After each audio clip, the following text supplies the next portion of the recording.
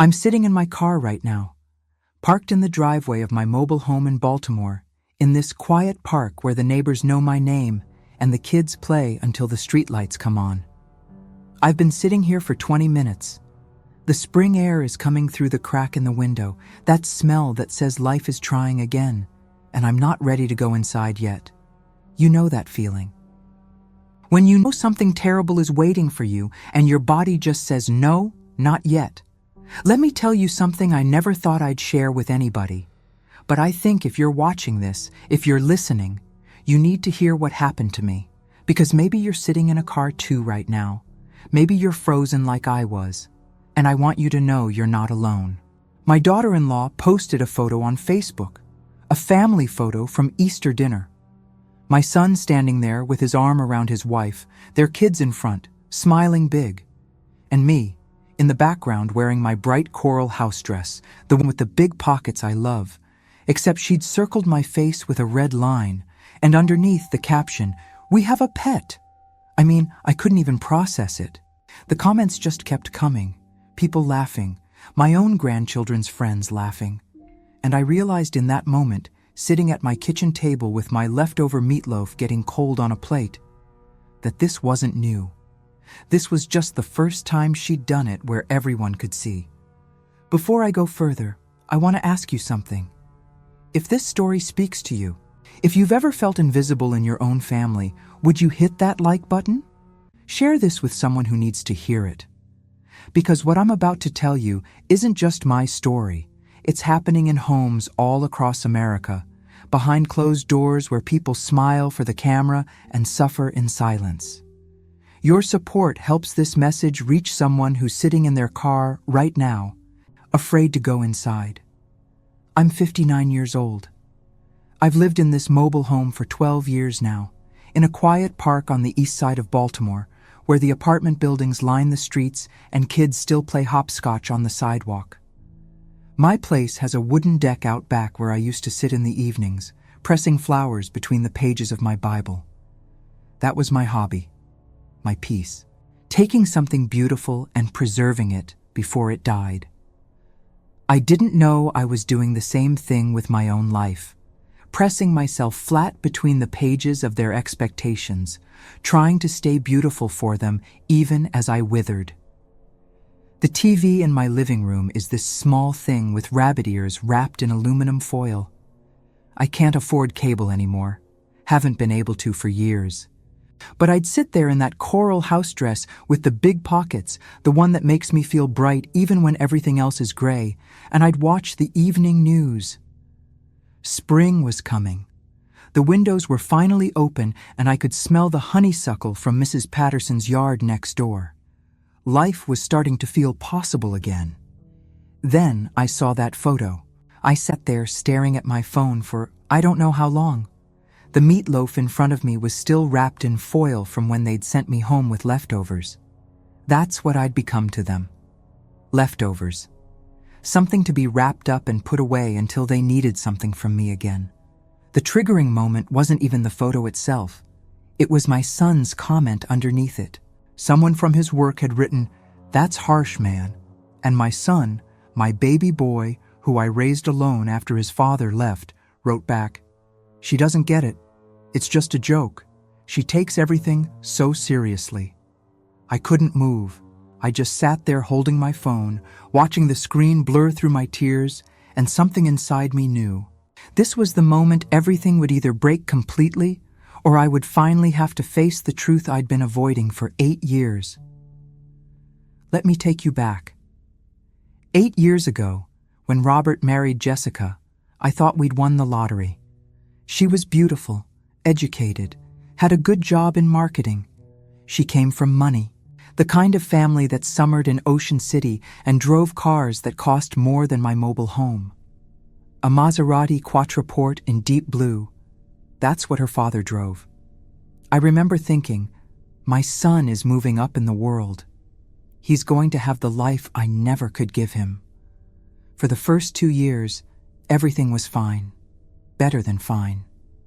Jessica would call me, ask my advice about recipes, about how to handle Robert's moods. She'd bring the kids over, and they'd play on my deck while we drank iced tea and talked about motherhood.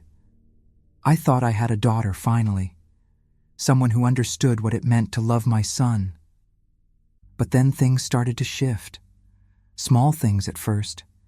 She'd mention conversations we'd had, except they weren't quite right.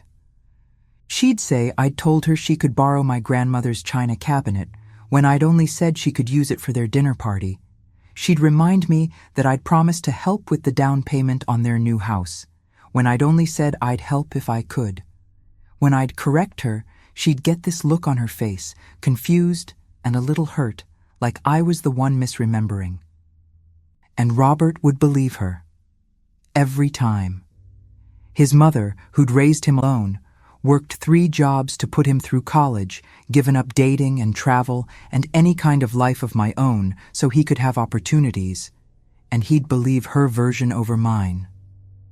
I believed in loyalty. That's what my mother taught me. You don't air dirty laundry. You keep the peace. You protect the family name. I had a bottle of anointing oil in my medicine cabinet, and every night I'd pray with it, asking God why my son wouldn't listen to me, why he'd choose her version of reality over his own mother's truth. I prayed for patience. I prayed for understanding. I prayed for the strength to keep loving them through this. So I gave them things. My grandmother's china cabinet, the one that had been in our family for 4 generations, my mother's jewelry box with the pearl earrings inside, the down payment they needed for their first house, $50,000 from my retirement account. I thought if I just gave enough, if I just proved how much I loved them, they'd stop treating me like I was the problem. That's what loyalty does to you. It becomes a cage you build yourself, bar by bar, sacrifice by sacrifice. I gave up my Tuesday night book club because Jessica needed me to babysit. I gave up my weekend trips to visit my sister in Philadelphia because Robert said it made them feel like I didn't prioritize family. I gave up pressing flowers because Jessica said it was messy and the grandkids might get into my Bible and ruin the pages. I gave up everything that made me feel like myself because I believed that's what mothers do. We sacrifice, we give until there's nothing left, and then we give some more. The meatloaf that night was from Easter dinner. They'd had everyone over to their house, the one I'd helped them buy. Jessica's parents were there in their expensive clothes, talking about their vacation home in Rehoboth Beach, her brothers and their perfect families, and me, in my coral house dress, standing in the corner of the kitchen making sure everyone's plates were full. I remember Jessica's mother looking at me at one point and saying, "You're so helpful, Carol, just like Staff." She smiled when she said it, like it was a compliment. And Jessica laughed, and Robert didn't say a word. That's when she took the photo. Everyone gathered in the living room, the grandkids in front, the adults behind them. I was off to the side, holding a serving spoon because I'd been about to refill the mashed potatoes. Jessica positioned everyone, took several shots, and then said, "Perfect, got it." I went home that night with a plate of leftovers and the feeling that something had happened that I couldn't quite name, like I'd been erased somehow, even though I'd been right there in the room. 2 days later, the photo appeared online, and there I was, circled like a pet in a family portrait. We have a pet. I want you to understand what that did to me. It wasn't just embarrassment. It wasn't just hurt feelings. It was the confirmation of every terrible thought I'd been trying not to think for 8 years, that I wasn't a person to them anymore. I was a resource, a thing to be used when convenient and mocked when I wasn't needed. I thought about all the money I'd given them, all the birthdays I'd spent alone because they were too busy, all the times I'd been sick and Robert hadn't called to check on me, all the holiday dinners where I'd cooked and cleaned while they sat around talking about their lives, their plans, their dreams, never once asking about mine. The evening light was coming through my window, that soft spring light that makes everything look gentle and possible. But I didn't feel gentle. I felt like my insides were made of broken glass, sharp and dangerous and ready to cut anyone who came close. I looked at the small TV with its aluminum foil antenna, at the modest furniture I'd kept because I'd given them all my nice things, at the empty spaces on my walls where family photos used to hang before I'd gifted them the frames. This was my life now. This was what loyalty had bought me. That night, I couldn't sleep. I just sat on my wooden deck in the dark, listening to the sounds of the neighborhood, kids laughing in the apartment buildings down the street, a car stereo playing music, normal people living normal lives where their children didn't circle their faces and call them pets. I pressed a flower that night, a tulip from the pot on my deck. I put it between the pages of Genesis, where God creates the world and calls it good. I wondered if God looked at my life and thought it was good, if he saw what was happening to me and had a plan, or if I was just supposed to keep suffering and call it devotion. The next morning, Robert called. I thought maybe he'd seen the post, realized how cruel it was, called to apologize. Instead, he said, "Mom, we need to talk about money." My heart sank. Here it comes, I thought. Another need, another request, another sacrifice required to prove I loved them. Jessica and I are looking at a vacation property. Just a small place in Delaware. The kids would love it. But we're a little short on the down payment. I was thinking maybe you could help us out. As an investment. You'd get your money back, of course. Of course. Just like I'd gotten back the $50,000 for their house. Just like I'd gotten back the money for their wedding. Just like I'd gotten back the thousands I'd spent on furniture and gifts and helping them through every financial crisis they'd manufactured. I heard myself say, "Robert, I saw the photo Jessica posted." Silence on the other end. Then, "What photo?" "The Easter photo, where she circled my face and called me a pet." More silence. Then a sigh. "Mom, you're being too sensitive. It was just a joke. Nobody meant anything by it." Nobody meant anything by it. That's what he said. Like my humiliation was accidental. Like my pain was an overreaction. Like I was the problem for having feelings about being dehumanized by my own family. "Robert, it hurt me. I need you to understand that it hurt me." "Okay, Mom. I'm sorry it hurt you. But honestly, you kind of bring this on yourself. You're always so available, always doing things for us. People take advantage of that. Maybe if you had more boundaries." Jessica wouldn't feel comfortable joking around like that. I sat there holding the phone, my hand shaking. My son, my only child, was telling me that being a good mother, being available, being helpful, was why his wife felt comfortable mocking me publicly, that it was my fault, that I'd brought this on myself. "So about the money," he continued, "can you help us out or not?" That's when my body did something it had been doing more and more lately. It just shut down, froze. I couldn't speak, couldn't think, couldn't move. It was like my brain said, "This is too much, we're not doing this anymore," and just turned everything off. I sat there holding the phone in total silence while Robert said, "Mom, Mom, are you there?"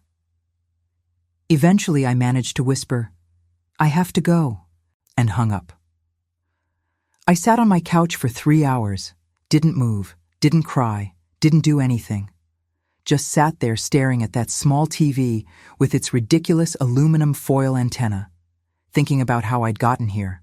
How a woman who'd worked her whole life, raised a son alone, tried to do everything right, ended up sitting in a mobile home being treated like a pet by the people she loved most. The doorbell rang late that afternoon. I almost didn't answer it, but something made me get up, made me move my frozen body to the door. It was Miss Ruth from church, holding 2 casseroles and wearing that expression that said she knew. She knew. "I saw the post," she said simply. "Before Jessica deleted it, I made you dinner." She came inside without waiting for an invitation, set the casseroles on my counter, and sat down at my kitchen table like she owned the place.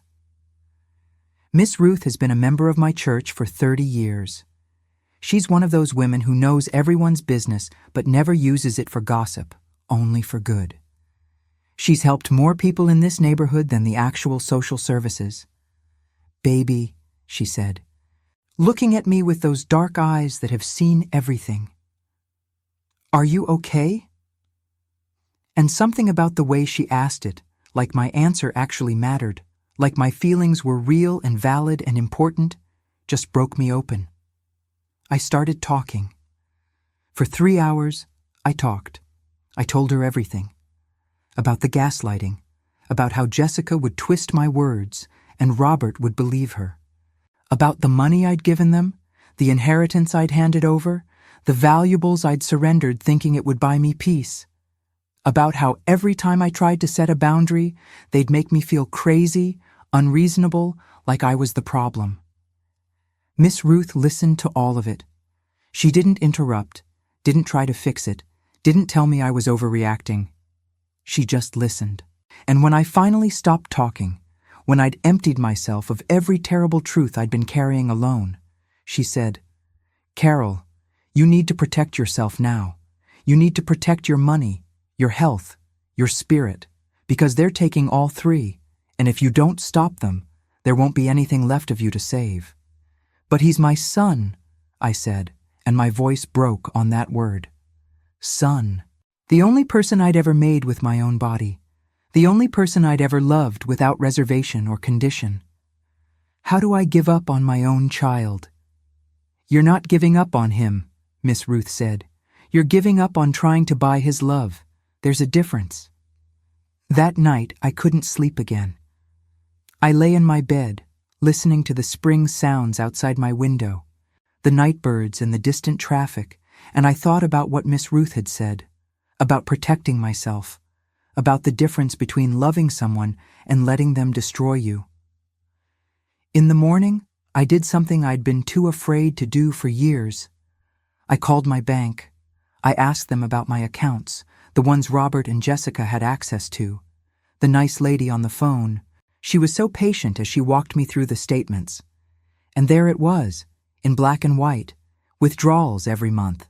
Small amounts mostly, 200 here, 500 there, but sometimes larger. 1,000, 2,000. Money taken out regularly, steadily, like they were paying themselves a salary from my accounts. I added it up while I sat there on the phone. Over the past 3 years, they'd taken almost $40,000, on top of the $50,000 I'd given them directly. On top of the furniture, the jewelry, the china cabinet, the endless gifts and contributions to their life. "Ma'am?" the bank lady said. "Are you still there?" "Yes," I managed. "I'm here. I need to remove someone's access to my accounts." She helped me do it right then, over the phone. Blocked their debit cards, removed their names from the authorized user list, changed my PIN numbers. It took 15 minutes to undo 8 years of financial abuse, 15 minutes to stop the bleeding. Robert called that afternoon, not to check on me, not to apologize for the photo, but because his card had been declined at the grocery store. He was furious. "What did you do?" he demanded. "Jessica is standing here with a full cart, and your card isn't working." Your card, that's what he called it. Like my money was theirs by default, like I existed to fund their lifestyle. "I removed your access," I said, and my voice was surprisingly steady. "You've taken enough." "Taken? Mom, we haven't taken anything. You gave us access. You wanted to help us. This is what families do." There it was again. The gaslighting, the rewriting of history, making me doubt my own reality, my own memory, my own experience of what had happened. "Robert, I looked at the bank statements. $40,000 in 3 years. That's not helping. That's stealing." He laughed. Actually laughed. "Stealing? From you? Mom, you don't have anything worth stealing. We've been helping you manage your money because, honestly, you're not very good at it. This is actually for your own protection." I felt it happening again, that shutdown, that freeze. my body's way of protecting me from pain, too big to feel. But this time, I fought it. I stayed present. I stayed in my body. "You're not taking any more of my money," I said. "I'm done." "Fine," he said, and his voice was cold now, the warmth completely gone. "If that's how you want to be, fine. But don't expect us to keep including you in family stuff if you're going to be difficult about money. Jessica was right about you. You're selfish. You've always been selfish. You raised me alone because Dad couldn't stand you, and now I'm starting to understand why." He hung up. I sat there holding the phone, shaking, and for the first time in 8 years, I didn't cry. I didn't apologize. I didn't call back to try to fix it. I just sat there, and slowly, very slowly, I felt something new emerging from underneath all that pain. It felt like anger. Clean, sharp, clarifying anger. The next few days were strange, quiet. Robert didn't call. Jessica didn't text. It was like I'd been erased from their lives completely, and the absence was both terrifying and somehow freeing. I went to church that Sunday, and Miss Ruth sat with me, held my hand during the hymns, didn't ask questions. After the service, she invited me to her house for lunch. We sat on her porch overlooking the neighborhood, eating her famous potato salad, and she told me about her own story, about how she'd spent 20 years in an abusive marriage before she finally left, about how her children had blamed her for breaking up the family, even though their father had been the one who'd broken it long before, about how it took her another 10 years to rebuild herself, to learn that she was worthy of love that didn't come with conditions and costs.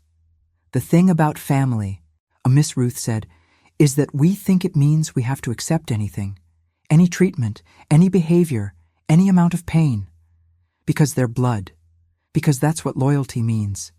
But Carol, honey, there's a difference between loyalty and martyrdom.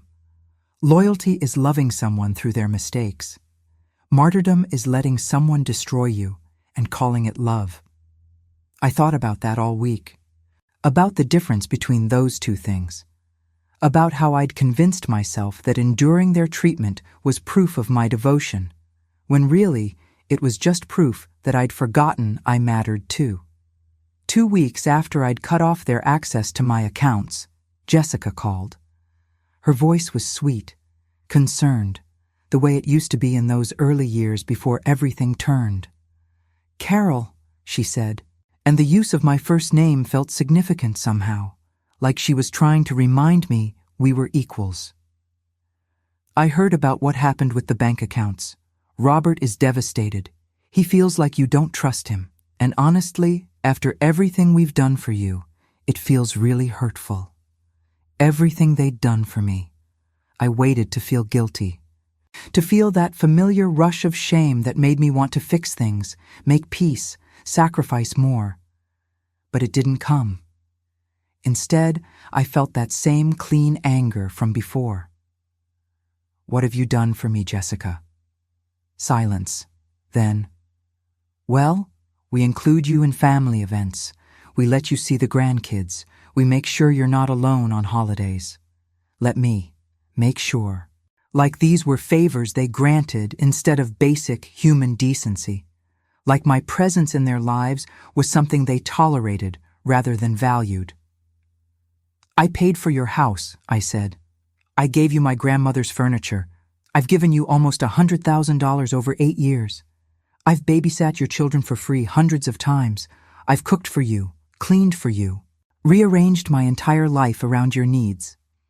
And you posted a photo online where you circled my face and called me a pet.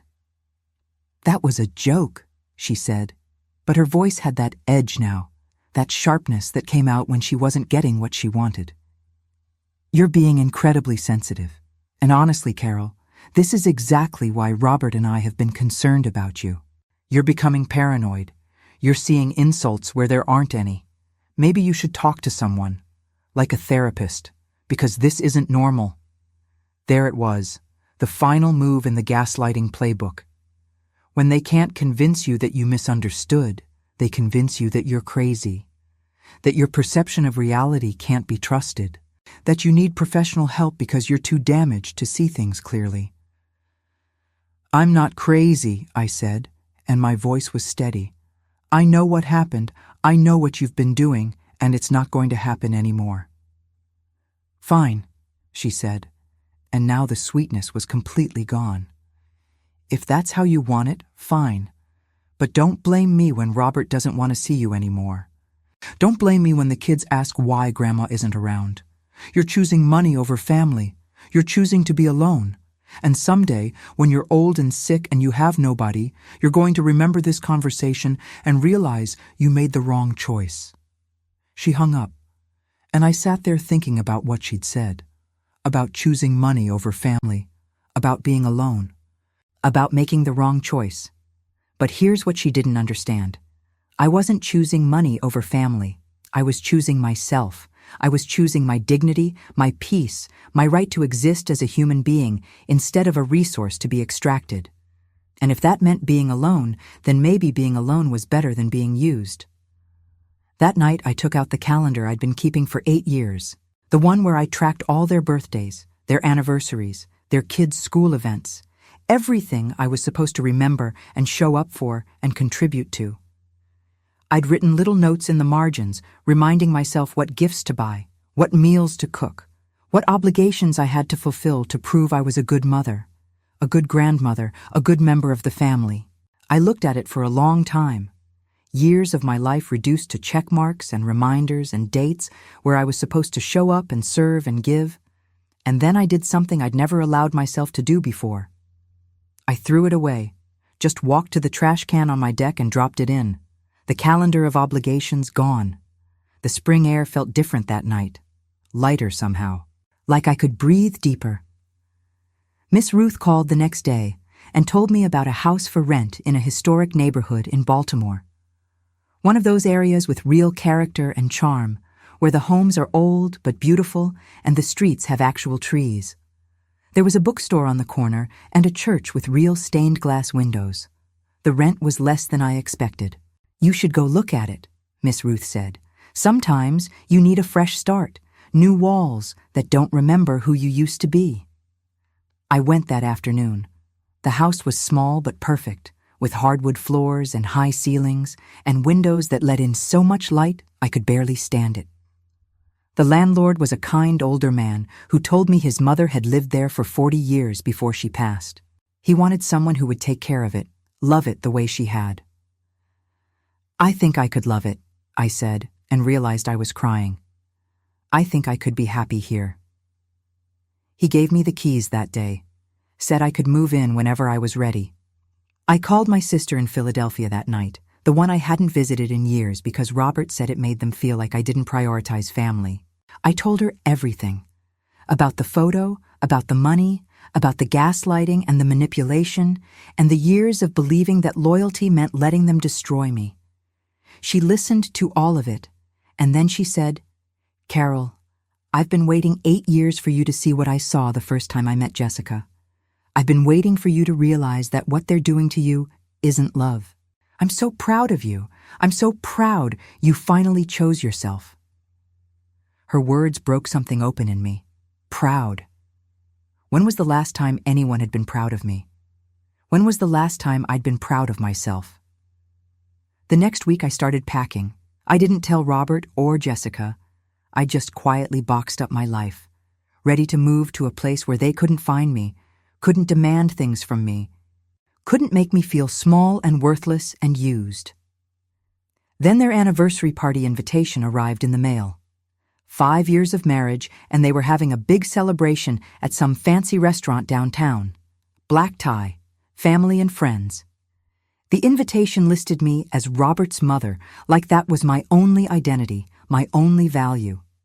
Miss Ruth said I didn't have to go, said I could just let it pass, move away, start fresh without any dramatic confrontation. But something in me knew I needed to do this. Not for them, for me. I needed to look at them one more time and let them see that I was done, that they hadn't won, that I was walking away whole. The night of the party, I wore a dress I hadn't worn in years. It was navy blue, elegant, made me feel like someone who mattered. I did my hair. I put on the pearl earrings that had been my mother's before Jessica convinced me to give up the jewelry box they came in. I looked in the mirror and saw someone I barely recognized. Someone with dignity. The restaurant was beautiful, all low lights and expensive wine and people in designer clothes. Jessica's parents were there, talking loudly about their latest renovation project, her brothers and their wives, Robert's colleagues from work, and me, standing alone by the bar, watching my son laugh with his wife like they were the happiest couple in the world. Outside in the parking lot, I'd seen it. The Maserati Quattroporte in deep blue, the one Jessica's father drove. It was parked right in front, taking up 2 spaces, announcing to everyone that this was a family with money, with status, with power. And I'd contributed to that. My sacrifices had helped them build this image of success. Robert came over to me early in the evening. He looked surprised to see me, like he hadn't actually expected me to show up. "Mom," he said, and his voice was careful. "You came." "I'm your mother," I said. "Of course I came." He nodded, but his eyes were guarded, like he was waiting for me to do something embarrassing, to make a scene, to ruin his perfect night. Jessica joined us a moment later, her arm linked through Robert's, her smile tight. "Carol," she said, and there was that first name thing again. "So glad you could make it. We were afraid you might still be upset about the misunderstanding." Misunderstanding. That's what she was calling it now. The photo where she'd circled my face and called me a pet was a misunderstanding. "I'm not upset," I said, and I meant it. I wasn't upset anymore. I was done. They relaxed a little then, thinking I'd come to make peace, to apologize for setting boundaries, to beg my way back into their good graces. Jessica excused herself to greet other guests, and Robert started to follow, but I stopped him. "I need to tell you something," I said. He sighed, like here we go, like I was about to embarrass him. "Mom, can we not do this tonight? This is supposed to be a celebration." "I'm moving," I said. "I found a house in a different neighborhood. I'm leaving at the end of the month." His face went blank. "Moving? Why?" "Because I need to," I said simply. "Because I need to be somewhere you and Jessica can't reach me. Somewhere I can rebuild my life without you taking pieces of it." "Taking pieces?" He laughed, but it was nervous now. "Mom, we haven't taken anything from you. If anything, we've been supporting you all these years, letting you be part of our family, making sure you're included." I looked at him for a long moment. My son, the baby I'd rocked to sleep and nursed through fevers and taught to ride a bike.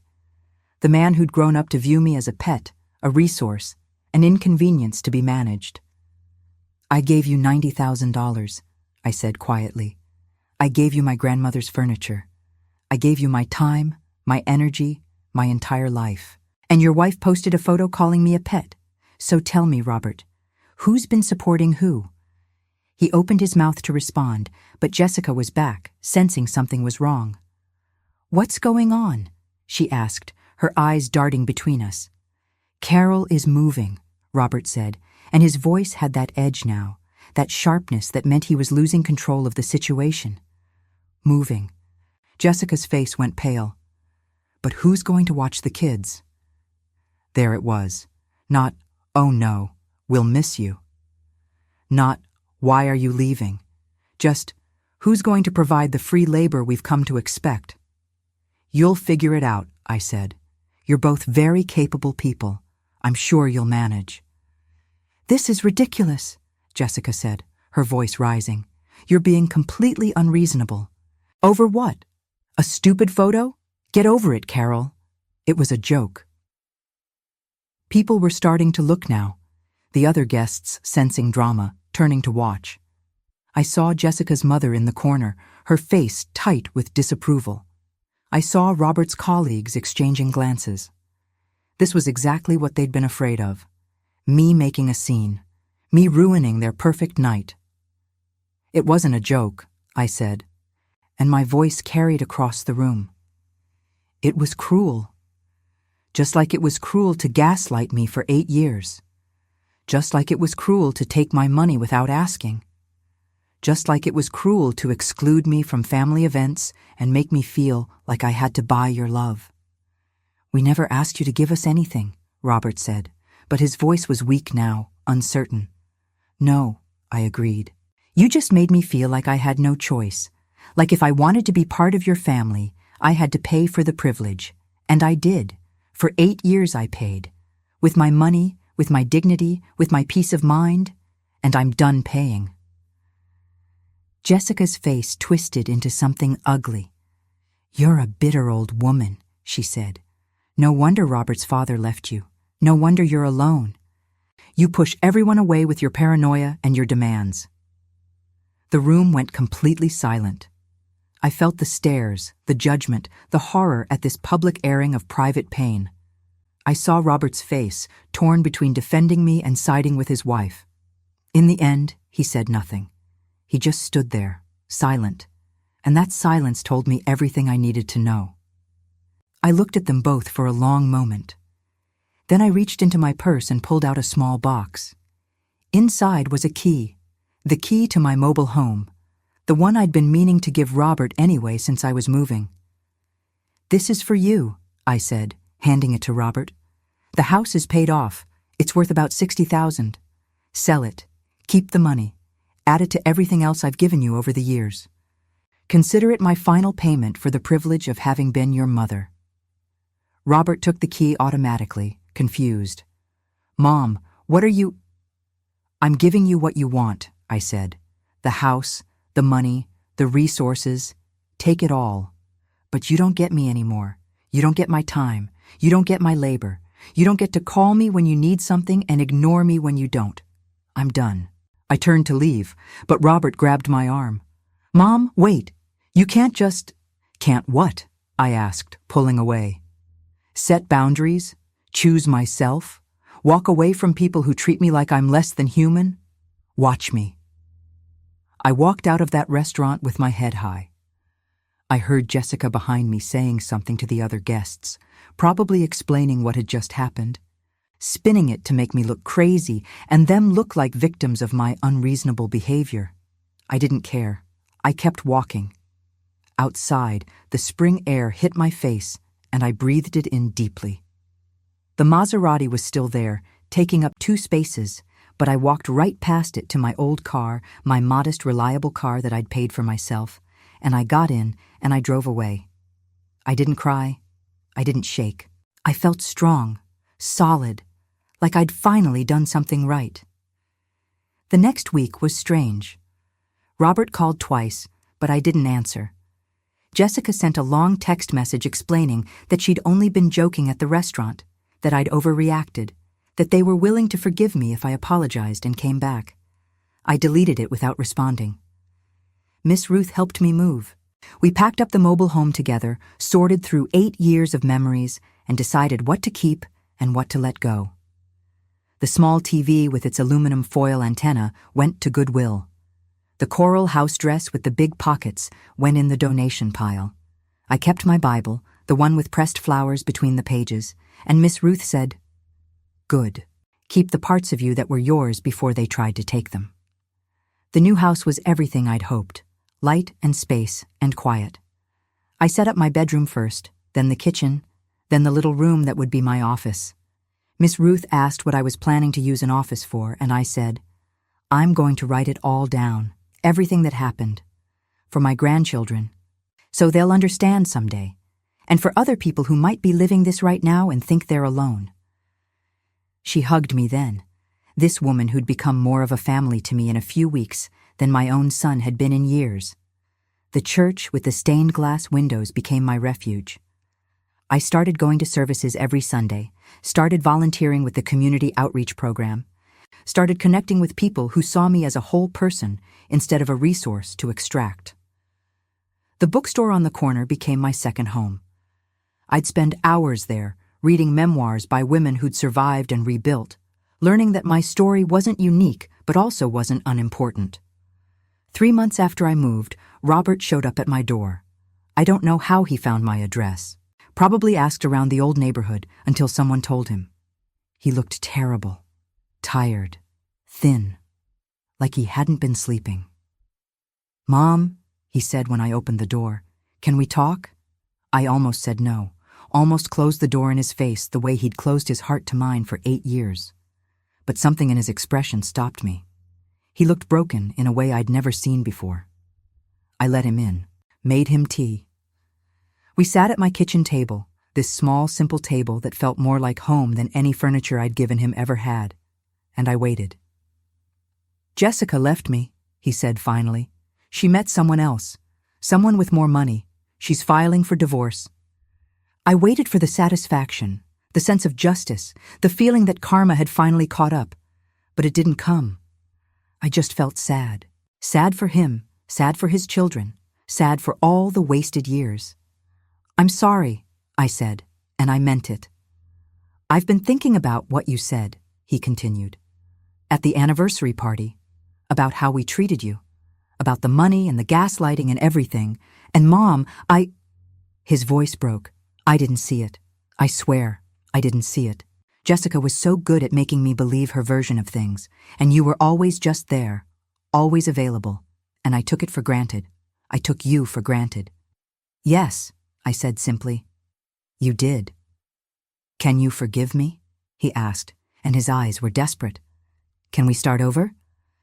I looked at my son for a long time, the baby I'd raised alone, the boy I'd sacrificed everything for. The man who'd learned to treat love like a transaction because that's what his father had modeled, and I'd never taught him anything different. "I do forgive you," I said, "but we can't start over. Because starting over implies going back to how things were, and I'm not willing to do that. If you want a relationship with me now, it has to be different. You have to see me as a person, not a resource. You have to respect my boundaries. You have to take responsibility for your choices." "I will," he said quickly. "I promise I will." "And you have to understand something else," I said. "The money is gone. The house I gave you, sell it, keep the proceeds. I don't want it back, but there's no more money coming, no more bailouts, no more sacrifices. If you're in my life, it's because you want me, not because you need something from me." He nodded, tears streaming down his face. Okay, I understand." "Do you?" I asked. "Do you really? Because 8 years is a long time to condition someone to believe their only value is what they can give. I need you to prove to me that you see me differently now. And that's going to take time, a lot of time." We talked for hours that day. I told him everything I'd never been able to say before. About the hurt, about the betrayal, about the years I'd spent believing I was the problem. He listened, really listened, in a way he never had before. And slowly, carefully, we started to build something new. Not a mother and son relationship like before, but something more honest, more equal. It wasn't perfect. He made mistakes. He'd sometimes fall back into old patterns, asking for things without thinking, making assumptions about my availability. But now I could call him on it. Now I could say no without drowning in guilt. And slowly, painfully, he was learning to be my son in a way that didn't require me to disappear. The grandchildren came to visit sometimes. They were confused at first about why I'd moved, why I wasn't at their house all the time anymore. But gradually, they started to understand that Grandma had her own life now, her own home, her own friends. They started asking about my day instead of just expecting me to ask about theirs. It was different, but it was better. Jessica kept the Maserati in the divorce. Robert told me that, with a bitter laugh. Said she'd fought harder for that car than she'd fought for their marriage. He was living in a small apartment now, sharing custody of the kids, working extra hours to pay child support. The money I'd given them for the house was long gone, spent on the lifestyle they'd built on my sacrifices. I didn't feel sorry for him, but I didn't feel vindicated either. I just felt free. I started writing my story 6 months after I moved. Every morning I'd wake up early, make coffee, sit at my little desk by the window, and write. About the gaslighting, about the financial abuse, about the years of believing I had to buy love. About the photo that circled my face and called me a pet. About Miss Ruth and the casseroles and the moment I finally chose myself. The words came slowly at first. It was hard to admit how long I'd let it happen, how much I'd given up, how completely I'd lost myself. But as I wrote, something shifted. The story stopped being about shame and started being about survival, about resilience, about the moment when you finally say enough. Miss Ruth read it when I was done. She sat in my living room with tears streaming down her face and said, "Carol, honey, this is going to help so many people. So many women sitting in their cars right now, afraid to go inside, thinking they're alone. You're giving them permission to choose themselves." I started sharing chapters at church, at women's groups, at community centers, and every time, someone would come up to me afterward and say, "That's my story. I thought I was the only one." We'd cry together, these strangers who understood each other in ways our families never had. We'd exchange phone numbers and stories and strength. A year after I moved, I was invited to speak at a conference about family dynamics and psychological abuse. I stood on that stage in front of 200 people and I told my story. About loyalty and martyrdom. About the difference between giving and being extracted. About the moment I threw away the calendar of obligations and chose myself. Afterward, a young woman came up to me. She was maybe 30, with tired eyes and that frozen look I recognized from my own mirror. She said, "My husband's mother treats me like you were treated. But I'm the daughter-in-law in the story. I'm the Jessica, and I didn't even realize it until I heard you speak." We talked for an hour. About intergenerational trauma, about learned behaviors, about how abuse gets passed down until someone decides to break the cycle. She was crying when she left, but she was also determined. She said she was going to apologize to her mother-in-law. She was going to change. I thought about that conversation a lot in the days that followed. About how trauma ripples through families, generation after generation, until someone finally says, "Stop." About how Jessica had probably learned her behavior from her own family. About how Robert had learned his from his father. About how my grandchildren were learning right now what love is supposed to look like. That's when I understood what I needed to say, what the real lesson was. Not just about protecting yourself or setting boundaries, but about breaking cycles, about understanding that hurt people, and the only way to stop it is to heal yourself first. Studies show that having 4 or more traumatic experiences in your life increases your risk of depression 4 to 12 times. I counted mine as I wrote my story. My husband leaving, raising a son alone in poverty, the years of gaslighting, the financial abuse, the public humiliation, the estrangement. I was ticking off the checklist for a lifetime of depression, and I could feel it sometimes. That darkness trying to pull me under. But I had something else too. I had Miss Ruth and the church community. I had my little house with its light and space. I had my writing and my speaking and my purpose. I had chosen to heal instead of just survive, and that made all the difference. The other statistic that haunted me was about violence and children. Studies show that domestic violence may be the biggest risk factor for child abuse. Not just physical violence, but emotional violence too. The gaslighting, the manipulation, the treatment of family members as resources instead of people. Robert had watched his father treat me a certain way before he left. His father had watched his grandfather, and now Robert's children were watching him. But they were also watching me. They were seeing that you can walk away, that you can choose yourself, that love doesn't have to come with conditions and costs. They were learning a different way. Robert brought them to visit last month. They played in my small yard, helped me plant flowers, asked me about the book I was writing. His daughter, Emma, who's 10 now, asked me why I moved away. I told her the truth, in words she could understand. That Grandma needed to take care of herself for a while. That sometimes loving yourself means disappointing other people. That it's okay to say no, even to family. She thought about that for a long time. Then she said, "My mom says no to Dad all the time. She says she's setting boundaries." I looked at Robert. He shrugged. "Jessica and I are trying to co-parent better. We're both in therapy, separately, trying to figure out how to break the patterns we learned growing up." I felt something loosen in my chest, hope, maybe. Not that everything would be fixed, not that the past could be undone, but that maybe the future could be different. That maybe my grandchildren wouldn't have to learn the hard way that love doesn't have to hurt.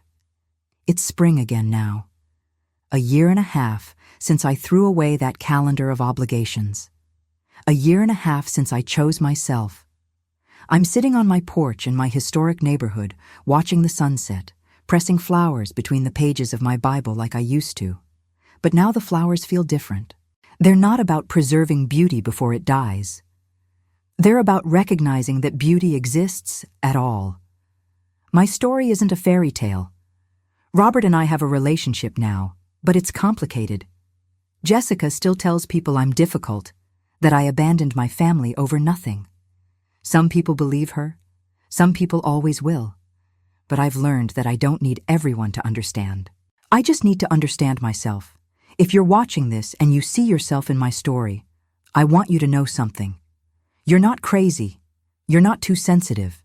You're not the problem. And you don't have to stay in a situation where love feels like extraction. I learned that loyalty isn't the same as martyrdom.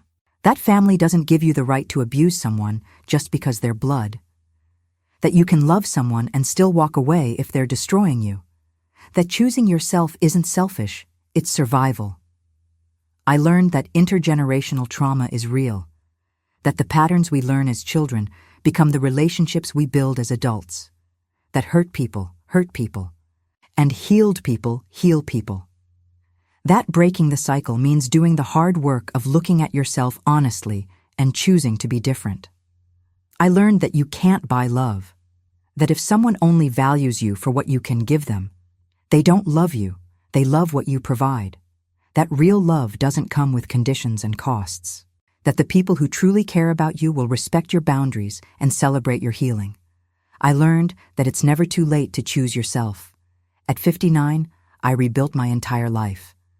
I found a new home, a new community, a new purpose.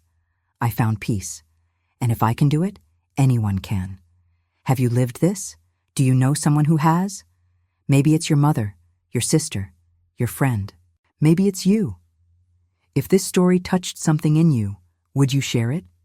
Because somewhere out there, someone is sitting in their car right now, afraid to go inside, thinking they're alone, and they need to know they're not. If you found value in this story, please like and subscribe. Not for me, but so this message reaches someone who desperately needs to hear it. So they can understand that choosing themselves isn't betrayal, it's liberation. That they deserve better. That healing is possible. I'm Carol. I'm 59 years old. I live in Baltimore in a house full of light. And I chose myself. Finally, beautifully, completely, I chose myself.